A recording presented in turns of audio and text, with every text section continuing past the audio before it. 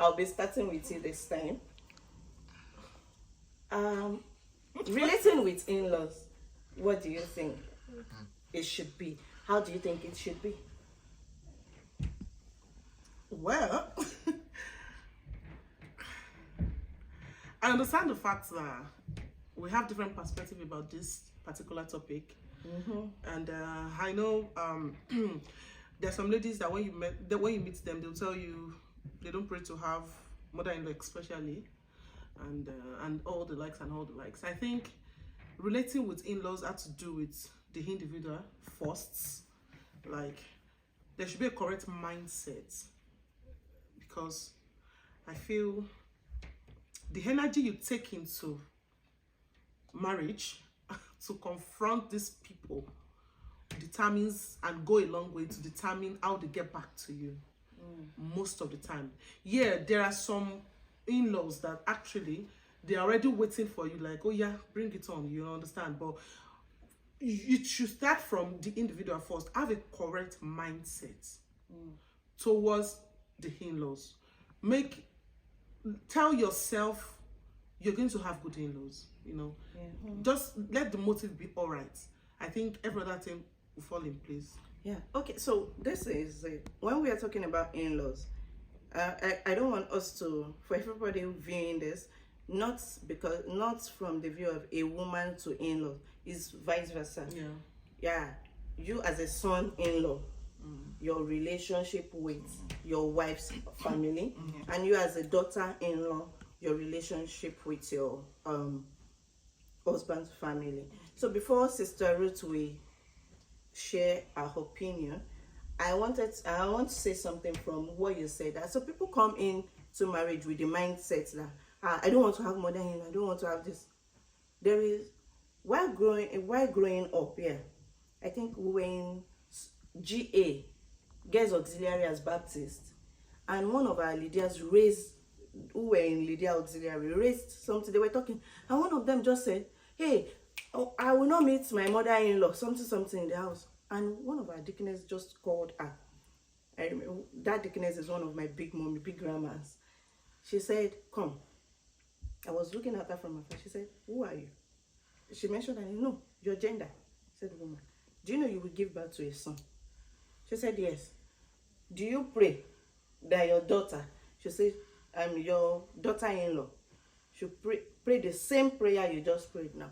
Then that picture, that understanding came to her. And on that spot, after everything she said, I had this conviction within me. I will love my in-laws. And that is it. I will love my in-laws. Now, definition of what the love will be at that time, I don't know it. So, coming to you, Sister Ruth, what do you think about this relating with in-laws? Yes, so my lovely sis, you're a powerful woman for getting the two of us on the same couch. But yeah, it's really nice to be here with her.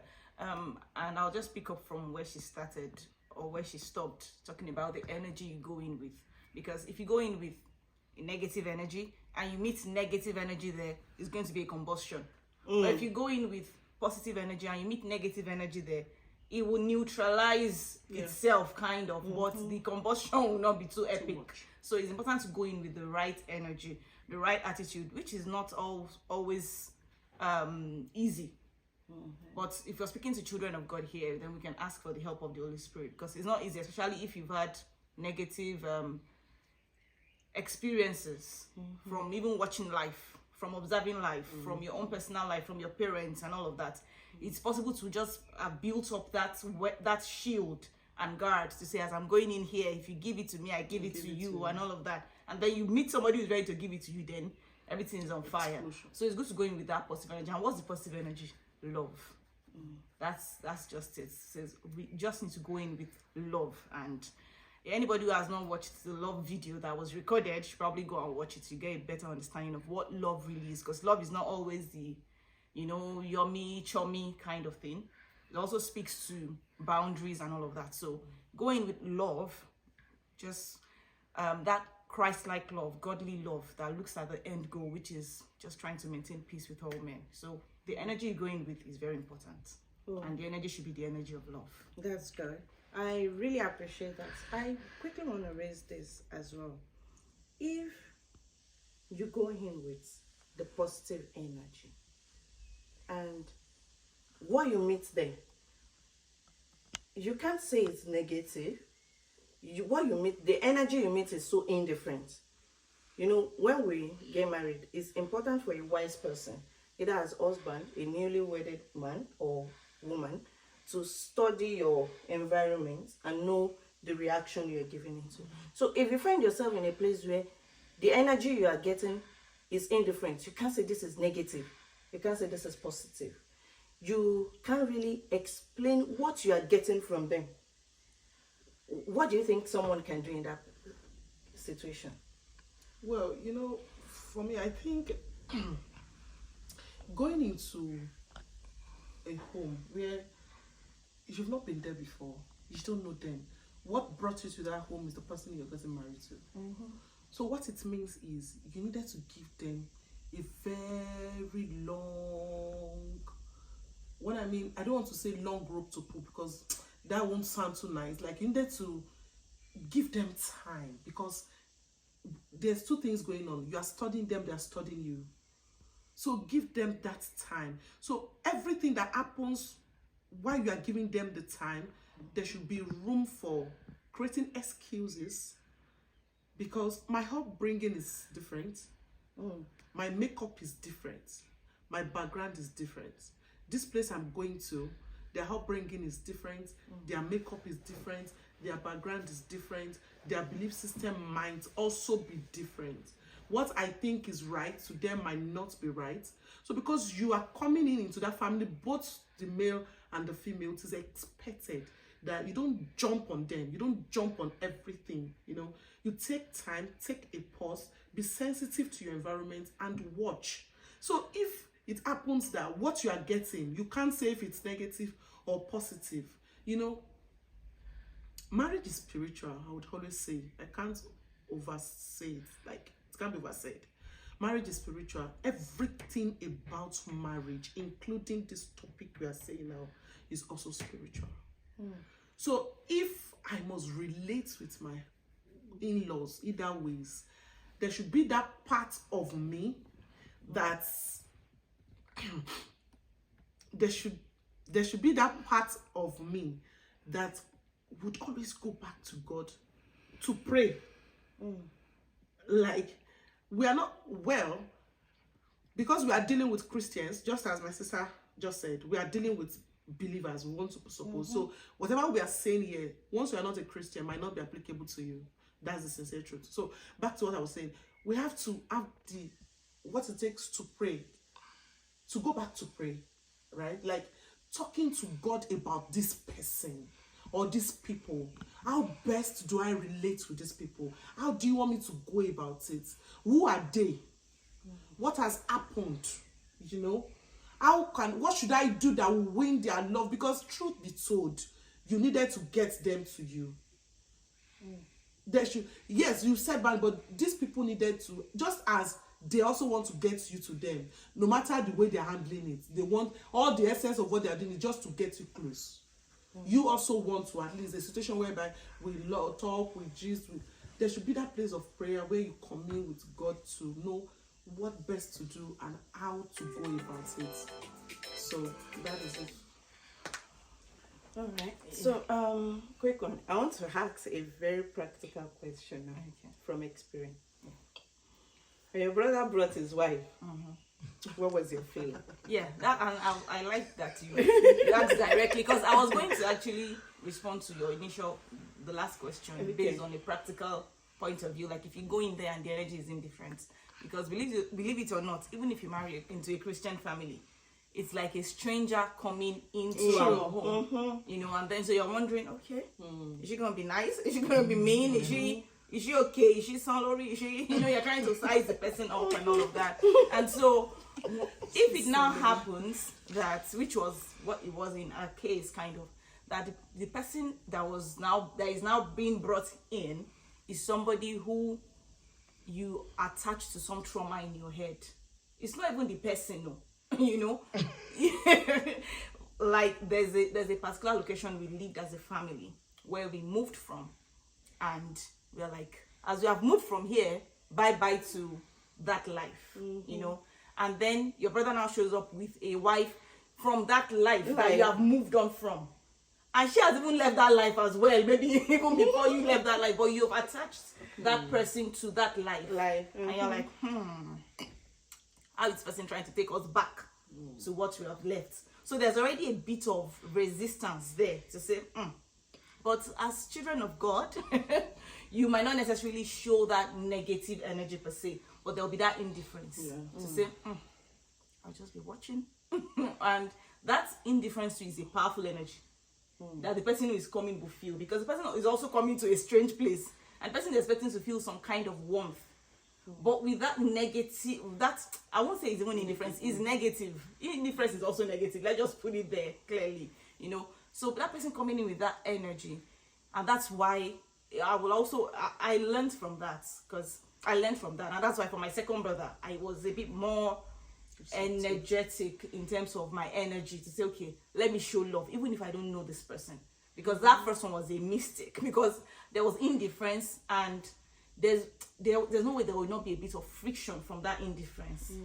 And then you also want to give the person a chance to prove themselves, to say, okay, let's see how you would behave. And that was what, and so because the person that was being brought in is a fantastic person as well, she was able to just keep giving that energy of love, that energy of a child of God, that energy of just showing herself as a virtuous woman, and she was able to win the heart of the entire family eventually. It might be it might not be so easy for another person who is not the intentional woman.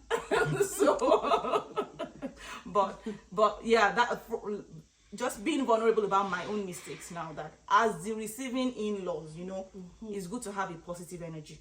Even if you don't know the person, just show love. You're a child of God. Show love. Prove himself. And exactly, and then the person now shows otherwise. It doesn't mean you will still stop showing love. That's your brother's choice. That's your sister's choice. There's nothing you can do about it. You just have to accept. And the only thing you can do at that point is just support him. Support. So if the support now comes from just ignoring some of those mistakes, exactly, it should still be seen as being supportive. And it's also showing that there's actually love in that home. You respecting the choices of your siblings. You're not the one who's going to live in the marriage for them. If they've chosen that this person wants to go with, all well and good. Pray for them and wish them well. So, you know, my mom didn't have a male child. We are all girls. But you see, place of son-in-law now. I had one of my aunties who grew up with us, and she was the first to like get married. She's like my second mother. That small, young, understanding brain that me I have, like everybody knows how to be my second mother. I can just do anything, move into a place, do this, do that. So I think I was in junior secondary school then. Honestly, if my uncle is watching this, I don't know if he misunderstood me. But then when I keep growing up, I started looking at those actions I took then as being wrong. You know, I went to her place after junior secondary school. She just gave birth to twins. And the younger brother to her husband pressed something on the husband's phone. But I was the one who went to give the phone to the husband. So, seeing the reaction that the phone was paused, you know, that time that GSM just came out, the way he reacted, I didn't think in my head that he was reacting it to anybody. He didn't put name, he didn't tag anybody in his reaction. Do you get? But overnight, I packed my things. I put it in the bag. I put it together. I didn't take it where it wasn't okay for me. I put my things together and I was like, I'll leave. And I let everybody go to work, to their workplace. And from lesson, I picked my bag in their house. And I went to meet her, the place where she used to put her twin. I met her there. It was a salon. I gave her the house key. She saw my bag. My auntie felt bad. You see, seeing that pain in her heart and the expression, going to my mom in the office, because they work in the same environment, I was like, I hope I've not done what is wrong. I hope I've not done. Do you get? But then at that point, the man was just being himself with his brother. I actually saw myself putting my sister in the spot that how does she relate with her in-laws? Because all her in-laws were involved, as her husband's siblings were involved. And myself, I was expecting her to defend me, to be like, but now when I grew up and I got married, I understood better. I understood better why she took the stand she took then, honestly speaking. And anytime I remember, I just laugh in my head and I'll be like, I'm grateful she forgave me. Do you get? So relating with in-laws, in my own view, honestly, need God's wisdom. True. Because you don't know when, because we are not of the same background. You don't know when I lift this cup and I'm lifting it the right way. You don't know when I do this. I'm a very reserved person. I find my way of definition of relating close to you and everything, doing prepare to you, is long. I don't know how to do it. My husband today was telling me, you don't know how to do this. You get it? And at first when I got married, my mother-in-law felt I didn't want to be welcoming. Do you get it? Yeah. But later she understood my person. And she said, her hand stretched. But then I saw myself in a place that I can't say because this is how I was brought up to do like this. I can't do like this. I knew I needed to be like this because I am now in another family. So I need to bring in what is in the family into me and be able to live together, because though I have a family before, now I have another family. And I need to balance everything because that family love must continue both left and right. And I believe that everybody needs to accept that. I wanted to say something that as either spouses, we needed to also put our either husband or wife into consideration when we want to take actions towards our family, because there are times where you may put them in a very tight corner, and that putting them in a tight corner is like making them to be in a state where they don't know what to do, they don't know what to say. You put them in the corner where you either choose me or you choose me, which for me I think is not a good way. It's a sign of immaturity, sort of, because there are better ways where issues can be relayed out to people than putting them in one kind of horrible state. Yes, you understand. And also I want to also say, because I think our time is really fast spent, I also want to say that one of those things that can kill relationship, especially when it comes to the issue of in-laws and non-in-laws, is making assumptions. Like, that should not even be in the list of what we should do. Don't make, she did analyze it, don't calculate, don't think it. It moves his hand like this, don't think it. Because the question will not be, if they were your brothers or sisters, is that how you would handle it? You would assume and make assumptions about things. Now, are the in-laws always right? No. Do they do things that could even get you upset at times? Yes. But learn to just handle things from the place of wisdom, prayer, and love. Because those three things, when you bring them together, you might not even see anything from whatever is happening. And even if there is actually something, the Holy Spirit will help on the right approach to take at the end of the day. Oh, that's a wonderful thing because of our time. Thank you. So to leave us, I want to leave us with this. When we say communication helps family, it's not just to our immediate family alone, to our extended family. So with our in-laws, let's communicate. Communication helps and saves a whole lot of things. Thank you. I really want to appreciate you. My sisters were